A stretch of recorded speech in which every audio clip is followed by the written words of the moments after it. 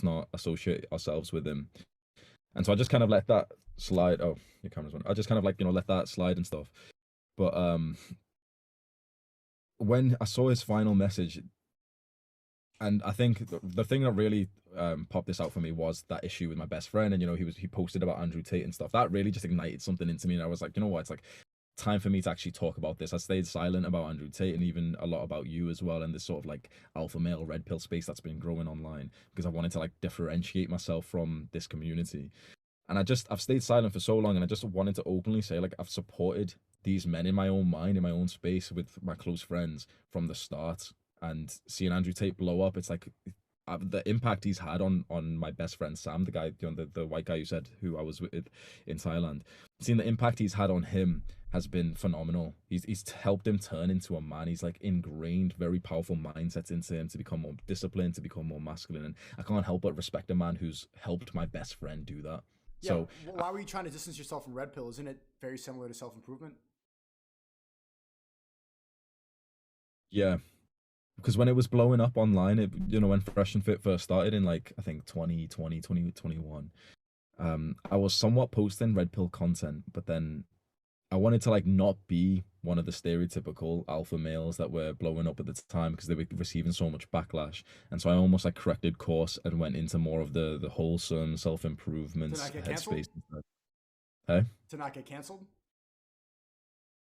That was never a fear of mine, to be honest. It was more so just not to get like negative comments. I was very very sensitive towards like people would reply to my, like, I'd make a video about modern women and promiscuity and everything, and some people would just comment misogynist or some shit, and I would like really painfully hurt me. It would really like scare me because people in my real life were finding it. Girls I'd be dating or sleeping with would find it. Oh my god, you're a misogynist. You said like women shouldn't sleep around, and do you know what I mean? So there was like a personal sort of backlash from that, and like it was never so much the fear of getting cancelled. That I've always somewhat kept that in mind, but it was way more just literally I was just quite sensitive towards any kind of negative comments that came from this space because Feminine you're so behavior, right? polarized. Yeah, totally. Wow, I can't believe you agreed with that. And so now you don't care anymore. If people are haters or they're going to say shit like that, you just dodge it.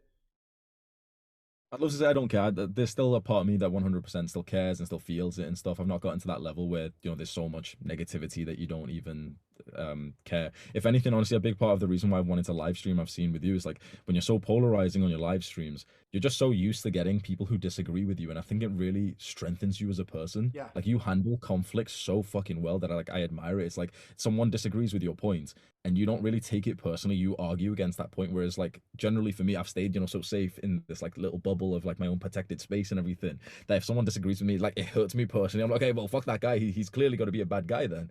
I see you guys who are on live streams debating each other so respectfully, and like you're talking about the issue at hand instead of personal issues. And I think being open to this level of like negativity and criticism with your viewpoints, I think it's really strengthened Yeah, you a and a lot of bunch of people the are other not guys. capable of doing that. A lot of people are surprised that like I have regular debates and conversations. Even he's like, I would say he's my friend now, Destiny. He's a liberal, like took all the shots and everything like that. Big Biden supporter. I'm not sure your take about all that stuff, but we have disagreements about pretty much everything when it comes to who runs the world and our philosophy on life and who's in charge, stuff like that. But we're able to get along because he's the only liberal woke person that could actually have a conversation without getting triggered. The rest of them are just fucking pussies, bro. Like Ethan Decline, Lasanabi, or Hasanabi, if you don't know what I'm talking about, and H3H2 Production, L303 Productions. They'll react to my stuff, and they're not even capable of reacting to the whole video. They'll react to like 10 seconds where they know they could have talking points about it because I can debunk their points so well, and they don't even want to confront that. A lot of social media now, people get so triggered just by a disagreement that they're surprised that I could even be friends with somebody like Destiny because of like, how do you even, because I voted for Trump, you voted for Biden, stuff like that. Even you, when we were beefing, I had a feeling like, all right, I'd probably be friends with this guy in the future. Because like a lot of like my friends back in school, it's like, you could probably relate to this. Some of your closest friends, like you got in a big fight, beat each other up, and then eventually like you get mutual respect. All right, like you took a beating, and then you're like, okay, we don't need to like do this alpha male shit anymore. Like you're cool, fine, fuck it. I had the feeling that that would happen, and even like the beef with you helped me. It was in season one of my streaming. I stream in seasons, like I take breaks. That helped me go forward with a lot of the other drama and like, bro, every single day there's another person trying to cancel me. Every single day. And you kind of said all the talking points from day one.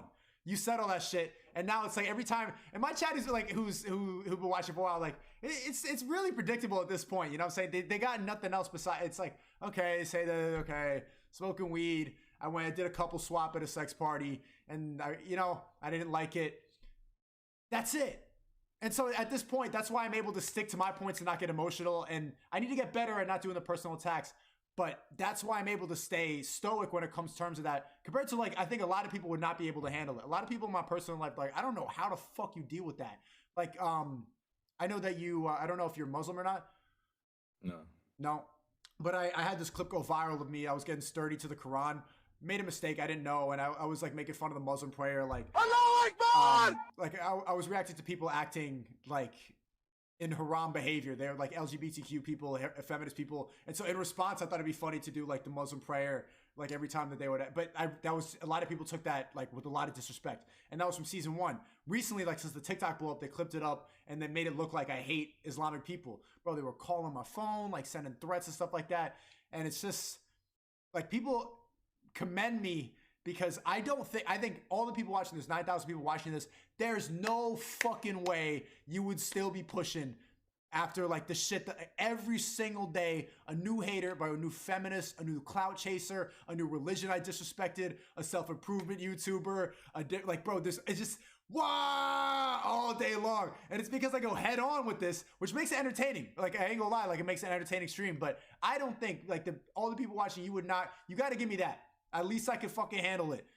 I think a lot of people will go with, and it takes a lot of like meditation and stuff like that too. I know you talk a lot about meditation, and like, bro, I had to like, the other day I was in the ocean just like doing, I don't know, like, you know those scenes in movies where like the main character has like a fucking like swim moment where they swim away all the pain. I was doing that. I was like thinking about like God, I'm fine. Like just like swimming through the ocean and letting it all like wash off of me. And I think without that, if I wasn't able to ground myself and, bro, like the amount of like, whoo. But it's good though. It makes for an entertaining stream. What goes on in your personal life? Let's say there's beef going on right now between me and you, or some of these guys you're like arguing with, and they've made a video about you. Oh, Sneako's this and this and this. Boom. You've watched it. In your personal life, you're gonna stream in a couple of hours. You're in the shower. You're making your bed. You're eating something. Are you like literally sat there like arguing with that guy in your mind, overthinking about it?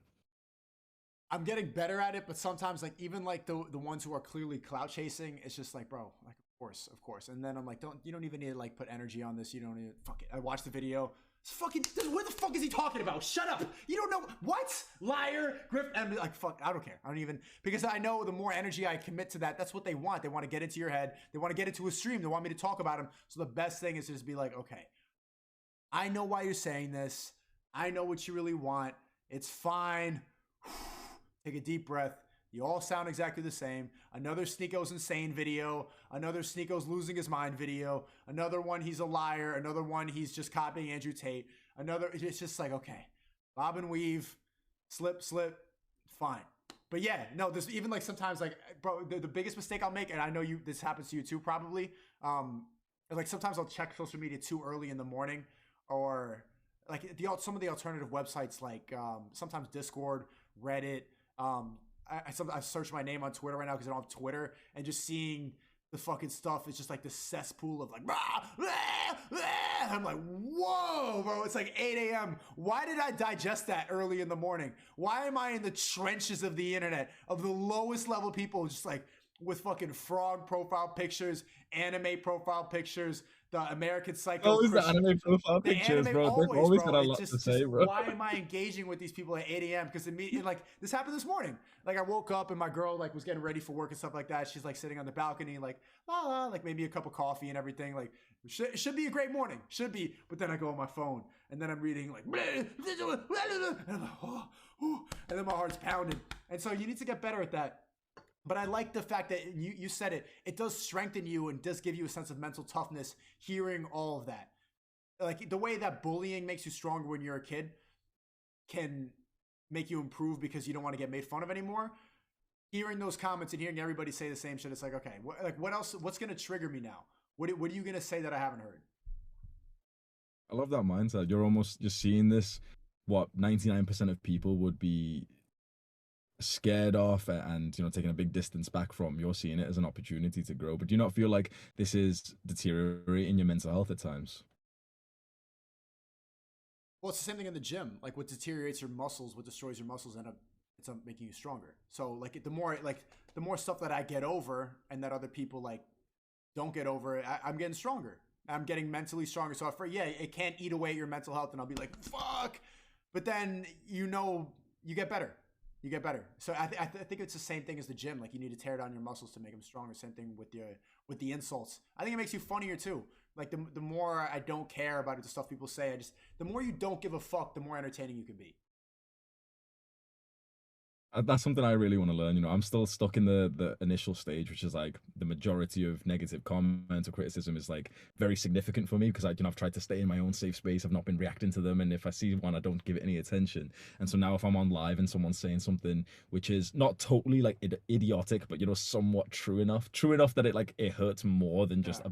a big blanket insult, that still impacts me quite negatively. That still makes me overthink about myself. Yeah. Did you get an L spam on your stream yet? Nah, not yet. Oh, Not that that I first know one's of. gonna hurt.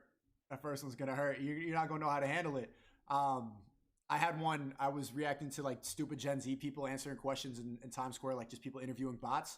And it was like, how many presidents are there? Or no, who was the 69th president? I'm like, I don't know. Who's the 69th president? Was it Trump? I Googled it up. Bro, there's 48. There was like 48 presidents. And so the whole chat, bot, L, fuck. And like, how do I get out of this? And so the way to get out of that is to embrace it. You got to embrace the L. I'm an idiot. I'm an idiot. So I went down to the floor. I did 69 push-ups because I thought it was 69. And I'm yelling, fuck you, chat. Fuck you, chat. And then like right now, they're giving me an L spam right now. Even in some of the debate streams, like when I've lost some of the debates, like that guy, yeah, some of them are professional debaters. Like I'm not as good at it. When they spam L, it's just like, how do I like they're calling me stupid, stuff like that. You got to find the pocket. You can't get triggered off of it. You just need to own it. You need to accept it, and it does make you. I think it makes you more self-aware too. Being a streamer will make you some of the most self-aware you could possibly be. But right now, I just encourage my whole chat spamming L. You Yeah. said this, I think, in your like response to me that I forgot what it was. Like you were responding to something I said where like, oh, I'm not used to being on live or whatever, and I messed up, and you said, oh yeah, well that's because you haven't like really trained this, and this is like the next level. You had really like so much respect for the guys who are hopping on live stream, and that's honestly when you first implanted the thought of like, oh shit, like maybe I should actually consider this because this is you're fortifying your mind and your emotions at such a great level here. Like people don't even realize, right now they just see you on camera, you're just speaking and stuff, but they don't realize like you're dealing with this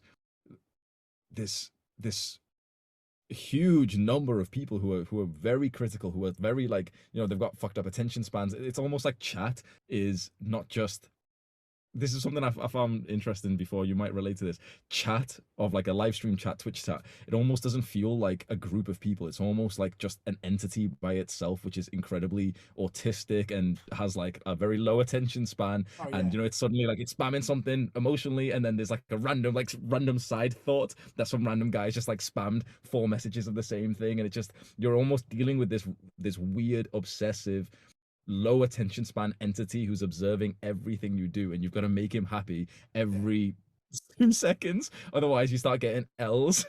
Boring. Skip. Yeah, it's great though. It's a good mental challenge, and I'm getting better at. And I think it's the future, and I think even TV shows are starting to panic. Like the fact that Speed, for example, can just be fucking playing Just Dance, like shaking his belly and stuff like that, and get 100,000 viewers. It's like, bro, this dude's competing with Nickelodeon, and also this is the only way for us. If you master this skill, it's the only way you can compete with people shoving 100,000 Orbeez in their asshole and donating 17 islands to retarded, whatever kid. That's the only way to compete is if you can, pump out 10 videos doing a live stream. But you also, it stuck in my head a lot. You saying your main channel is literally dying. And since then, like I've taken, it hasn't died. Like since the blow up of TikTok and everything too, it's grown. But I haven't taken a back seat with that. I'm wondering when you started watching my main channel. A while ago, it was probably when you turned 20. You made that video 20 years old, 21 years Oh, old, wow. probably around that time. Yeah, got at least a couple of years. Yeah. Do you have any advice for my main channel? What do you think I should do going forward? Because I'm really like in this zone right now with the streaming, but I don't want that to die off, and that's really my bread and butter. I don't want to forget that. You know, I actually thought about this, man. I think you'd be experiencing like a major sunk cost fallacy right now. Like you said, it's your bread and butter. You've really leveled that up. It's so good. You don't want to let it go. But streaming is where you have been made and also sculpted yourself to be a streamer. You're fantastic on streaming. You made fantastic videos too, but like if I could give you advice from the outside looking in, it's like you found the real thing that you should focus on.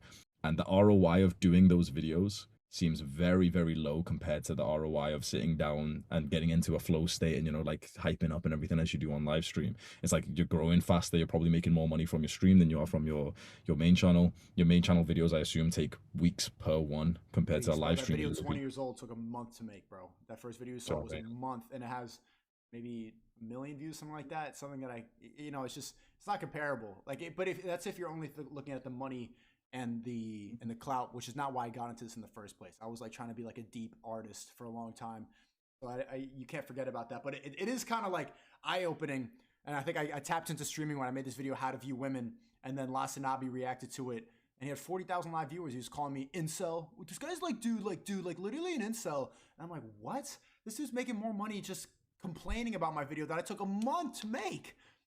And so it's hard to. But you ultimately want to get to the point where you could just be a successful artist and you could just do whatever you want. Do you consider yourself an artist, or do you consider yourself a guru or a mentor? It's a leader. What about you? I got into this for art. That's why I don't want people to call me an alpha male, and I want to be able to be a role model for people, but no, I don't want to ever be like I'm an example for. I want to talk shit, man. That's more important to me than being a leader. I think we're two sides of a similar coin. I mean, either way, with a face of big channels, big audiences,